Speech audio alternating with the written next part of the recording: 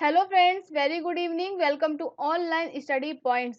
Friends, आज इस video में हम डिस्कस करने वाले हैं डाइजेस्टिव सिस्टम के पार्ट 2 को, जिसमें हम डिस्कस करेंगे मनुष्य में पाचन क्रिया, process of digestion in human being. तो फ्रेंड्स, यह पार्ट 2 है। पार्ट 1 पहले ही अपलोड हो चुका है। तो पहले हम थ्योरी डिस्कस करेंगे, उसके बाद हम रिलेटेड क्वेश्चंस, इंपॉर्टेंट क्वेश्चंस को डिस्कस करेंगे जो एग्जाम्स में बार बार पूछे जाते हैं।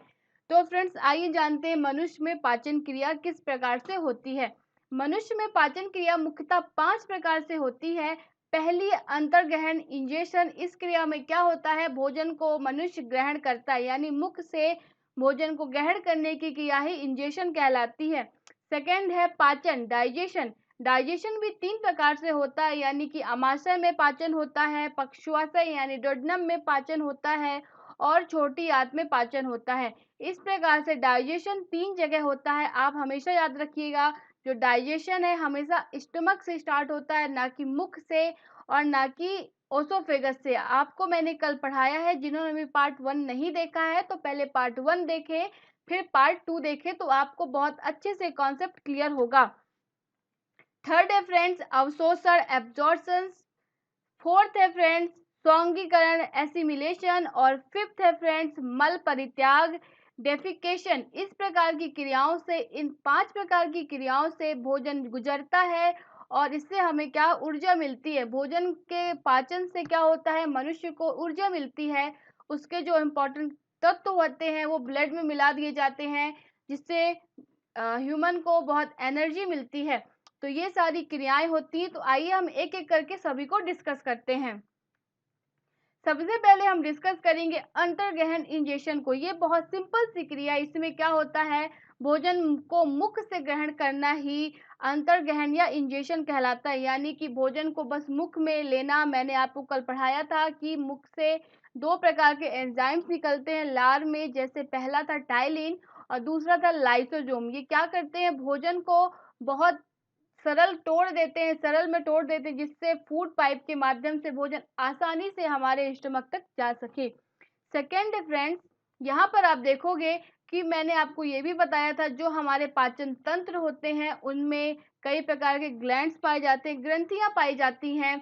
उन ग्रंथियों से जूस निकलता है, रस निकलता है, और रस में देखेंगे कई प्रकार के एंजाइम्स पाए जाते हैं। जैसे लार को आप देखो, लार क्या है, एक जूस है, एक रस है, और उसमें 2 प्रकार के एंजाइम पाए जाते हैं, जैसे टाइलिन और लाइसोसोम। फिर एंजाइम क्या करते हैं, एंजाइम भोजन में मिलकर भोजन को पचाने का काम करते हैं, डाइजेस्ट फूड करते हैं, यानी भोजन को पचाने का कार्य करते हैं। यहाँ पर आप देख सकते हैं इस प्रकार के कुछ ग्लैंड्स होते हैं, ग्रंथियां होती हैं, जो हमारे पाचन तंत्र डाइजेस्टिव सिस्टम पे होती हैं। अब हम डिस्कस करेंगे सेकेंड, पाचन यानी डाइजेशन। डाइजेशन फ्रेंड्स होता है भोजन का पाचन मुख से प्रारंभ हो जाता है। आपने देखा होगा, भोजन जब मुख में जाता है तो वहां पर 2 एंजाइम्स मिलते हैं, उसको तोड़ना स्टार्ट कर देते हैं।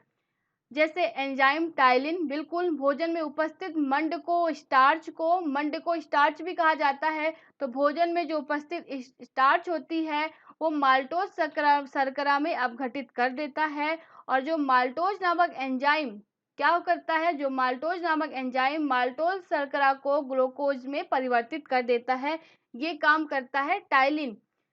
दूसरा है फ्रेंड्स लाइसोजाइम। लाइसोजाइम एंजाइम क्या करता है कि भोजन में उपस्थित हानिकारक जीवाणुओं को नष्ट कर देता है, और इसके बाद भोजन फूड पाइप के माध्यम से हमारे स्टमक या आमाशय में पहुंचता है।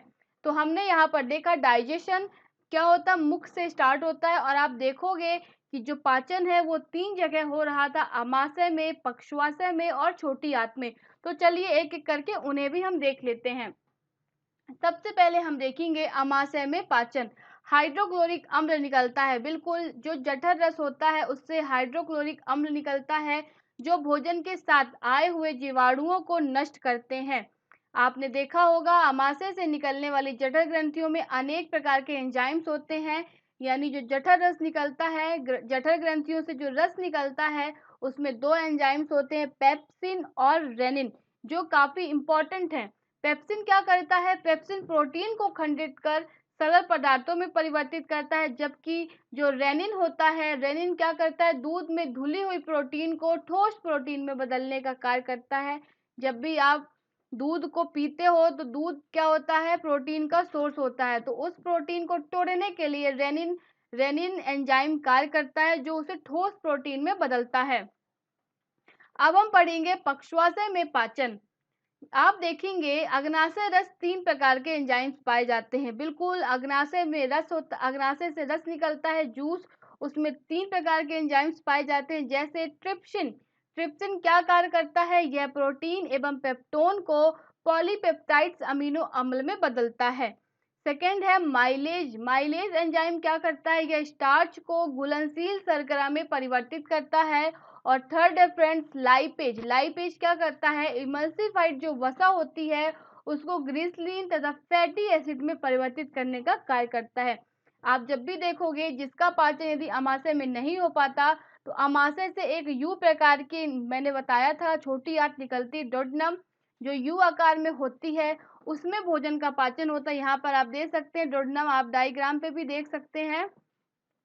तो आपने यहाँ पे देखा कि जो अग्नाशय से रस निकलता है, जो पक्षवातय में आता है, उसमें 3 प्रकार के एंजाइम से ट्रिप्सिन, माइलेज और लाइपेज। जो भी पाचन हमारे अमाशय में नहीं हो पाता भोजन का, वो पाचन पक्षवातय में होता है। और यदि पक्षवातय में भी पाचन ना हो पाए, तो उसके बाद फ्रेंड्स छोटी आंत में पाचन होता है, जिसको अब हम डिस्कस करेंगे। यहाँ पर आप देख सकते हैं छोटी आंत कुछ इस प्रकार से होती है, जो 6 मीटर तक होती है हमारे शरीर के अंदर। यहाँ पर क्या होता है, भोजन की जो पाचन क्रिया है पूर्ण होती है। इसके बाद भोजन का पाचन और कहीं भी नहीं होता फ्रेंड्स, ये लाश होता है। यहाँ पर भोजन को पूर्णतः अवशोषण कर लिया जाता है, पचे हुए भोजन का पूर्णतः अवशोषण कर लिया जाता है। और साथ ही मैं बता दूं, छोटी आंत की दीवारों से आंतरिक रस निकलता है। मैंने आपको बताया था जो पाचक ग्रंथियां होती हैं वो आंतरिक और बाह्य होती हैं। आंतरिक पाचक ग्रंथियां क्या होती हैं, जो हमारे पाचन तंत्र के जो अंग हैं उनकी दीवारों पर स्थित होती हैं। जैसे छोटी आंत पे भी आंतरिक ग्रंथियां पाई जाती हैं, वहां पर मैंने बताया था बूनर्स ग्रंथियां होती हैं जिनसे रस निकलता है, जिसमें अनेक प्रकार के एंजाइम्स होते हैं। जैसे इरेक्शन एंजाइम निकलता है छोटी आंत की दीवारों से, जो क्या करता है, शेष प्रोटीन और पेप्टोन, जो पक्षवातय में पाचन नहीं हो पाता, तो शेष प्रोटीन और पेप्टोन को अमीनो अम्ल में परिवर्तित करता है। सेकेंड है फ्रेंड्स माल्टेज। माल्टेज क्या कार्य करता है, शेष माल्टोज को ग्लूकोज में बदलता है। और सुक्रेज क्या करता है, सुक्रेक एंजाइम सुक्रोज को ग्लूकोज में परिवर्तित करता है। तो ये जो एंजाइम्स होते हैं वो छोटी आंत की बूनर्स ग्रंथियां होती हैं, उनसे ये रस निकलता है। और उन्हीं रसों में ये 3 प्रकार के एंजाइम्स पाए जाते हैं। जो भोजन शेष होता है, जिसका पाचन नहीं हो पाता, वो अंतिम पाचन इनके द्वारा कर लिया जाता है। अब आप देखोगे लैक्टेज। लैक्टेज क्या करता है, लैक्टेज को ग्लूकोज में परिवर्तित करता है। और साथ में एक और एंजाइम निकलता है लाइपेज। लाइपेज क्या करता है, इमल्सिफाइड को ग्लिसरीन में परिवर्तित करता है। ये जो भी आप देख रहे हैं एंजाइम्स, वो शेष जितने भी का भी पाचन हमारे आमाशय, हमारे पक्षवातय में नहीं हो पाता, उन सभी शेष protein, peptone, maltose, sucrose, lactose का पाचन छोटी आंत में होता है।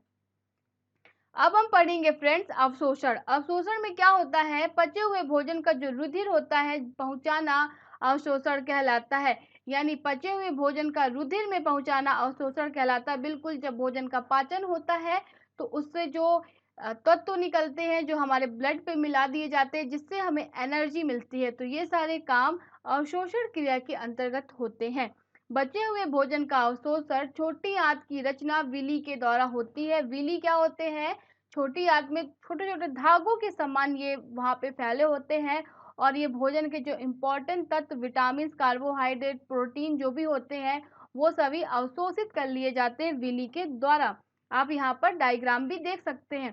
नेक्स्ट क्रिया है फ्रेंड्स स्वांगीकरण, एसिमिलेशन। इसमें क्या होता है, आप देखेंगे अवशोषित भोजन का जो शरीर है उपयोग में लाया जाना स्वांगीकरण कहलाता है। बहुत ही सिंपल है, जो भोजन को अवशोषित कर लिया जाता है उसका शरीर में उपयोग में लाया जाना स्वांगीकरण कहलाता है। और नेक्स्ट है फ्रेंड्स मल परित्याग, डेफिकेशन। इसमें क्या होता है, जितना भी वेस्ट होता है, खाने का जो भी वेस्ट होता है हमारे एनएस के द्वारा, बाहर कर दिया जाता है शरीर से।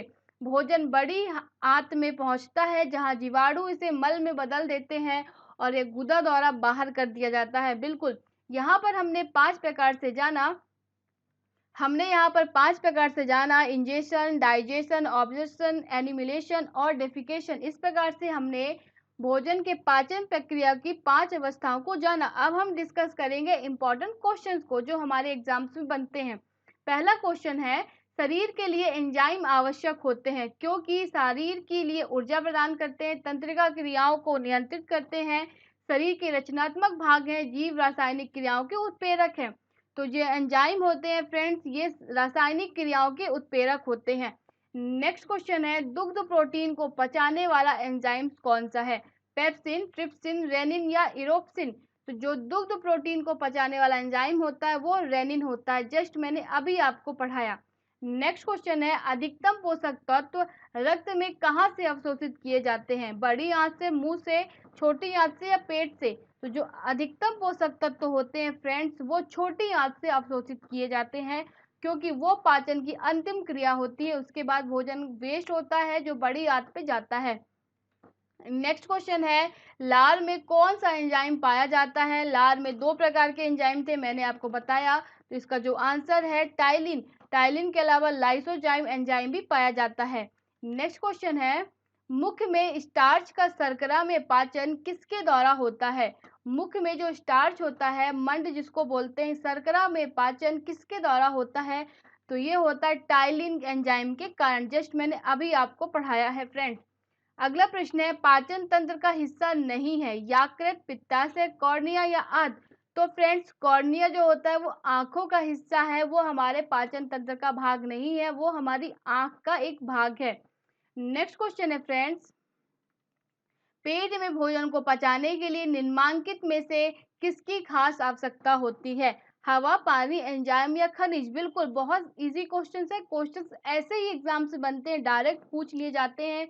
जो एंजाइम्स होते हैं वो भोजन को पचाने में अहम रोल निभाते हैं क्योंकि आपने देखा होगा जो पाचक ग्रंथियां होती, ग्लैंड्स होते हैं, उससे जूस निकलते हैं, उनमें एंजाइम्स होते हैं जो भोजन को पचाते हैं, डाइजेस्ट करते हैं। नेक्स्ट क्वेश्चन है, लार किसके पाचन में सहायक होती है? प्रोटीन, स्टार्च, फाइबर या वसा? बिल्कुल, जस्ट मैंने अभी बताया, जो स्टार्च होता है उसके पचाने में सहायक होती है लार। नेक्स्ट क्वेश्चन है, मानव के अमाशय में अम्ल एक्स उत्पन्न होता है जो भोजन को पचाने में सहायक करता है। तो अमाशय में एक अम्ल निकलता है, बहुत इंपॉर्टेंट है, वो है हाइड्रोक्लोरिक अम्ल निकलता है। नेक्स्ट क्वेश्चन है, मानव शरीर में भोजन का रक्त द्वारा अवशोषण कहाँ सर्वाधिक होता है? तो जो भोजन का अवशोषण सर्वाधिक होता है वो होता है छोटी आंत में। नेक्स्ट क्वेश्चन है, पचे हुए भोजन में मौजूद विषैले पदार्थ का कौन सा अंग चूर्ण करता है, यानी उसको हटाता है?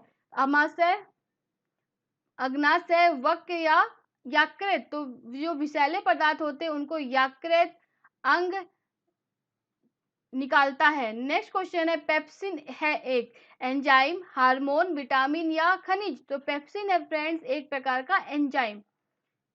नेक्स्ट क्वेश्चन है, पित्त कहाँ जमा होता है? जो पित्त, यकृत से जो पित्त रस निकलता है फ्रेंड्स वो हमारे पित्ताशय में संचित होता है। नेक्स्ट क्वेश्चन है, पित्त का प्रमुख कार्य क्या होता है? वसा का वसा अम्ल और ग्रीसलॉल में परिवर्तन, वसा अम्ल एवं ग्रीसलॉल का वसा में परिवर्तन, वसा का पाइसीकरण या सभी? तो जो पित्त का प्रमुख कार्य होता है वो वसा का पाइसीकरण होता है। नेक्स्ट क्वेश्चन है, निम्न में से कौन सा अंग है जो मानव शरीर में ग्लाइकोजन के रूप में कार्बोहाइड्रेट को जमा करता है? आंत, अमाशय, अग्नाशय या यकृत? तो फ्रेंड्स इसका जो सही आंसर है वो है यकृत। यकृत क्या करता है? मानव शरीर में ग्लाइकोजन के रूप में कार्बोहाइड्रेट को जमा करता है। नेक्स्ट क्वेश्चन है, पित्त निम्न में से किसके द्वारा पैदा किया जाता है? जो पित्त रस होता है फ्रेंड्स हमेशा याद रखिएगा, पित्ताशय तो नहीं है, यकृत है। यकृत में क्या होता है? पित्त रस निकलता है, लेकिन जो इसका संचय होता है वो पित्ताशय में होता है, गाल ब्लैडर में होता है, जो जस्ट यकृत लिवर के नीचे स्थित होता है। नेक्स्ट क्वेश्चन है, पाचन क्रिया में प्रोटीन निम्न में से किस पदार्थ में बदल जाते हैं? तो पाचन क्रिया में जो प्रोटीन होता है हमेशा एमिनो अम्ल में बदल जाता है। नेक्स्ट क्वेश्चन है, निम्न में से वह अंग कौन है जो मानव शरीर में ग्लाइकोजन के रूप में कार्बोहाइड्रेट को जमा करता है? तो इसका आंसर है यकृत। तो फ्रेंड्स, ये थी आज का हमारा लेक्चर, जिसमें आज हमने पढ़ा मानव के पाचन की क्रिया, जो 5 प्रकार से थी। पांचों को एक एक करके डिस्कस कर लिया। यदि वीडियो आप सभी को अच्छा लगा हो तो लाइक करें, शेयर करें और चैनल को सब्सक्राइब करें और कमेंट्स करें, अपना फीडबैक दें और हमें उन करंट अफेयर्स के टॉपिक भी बताएं जिस पे आप वीडियोस चाहते हैं। और दोस्तों, इसका जो पीडीएफ है वो आप सभी को हमारे एप्लीकेशन ऑनलाइन स्टडी पॉइंट्स पर मिलेगा, वहां से आप जाकर डाउनलोड कर सकते हैं। Thanks for watching this video.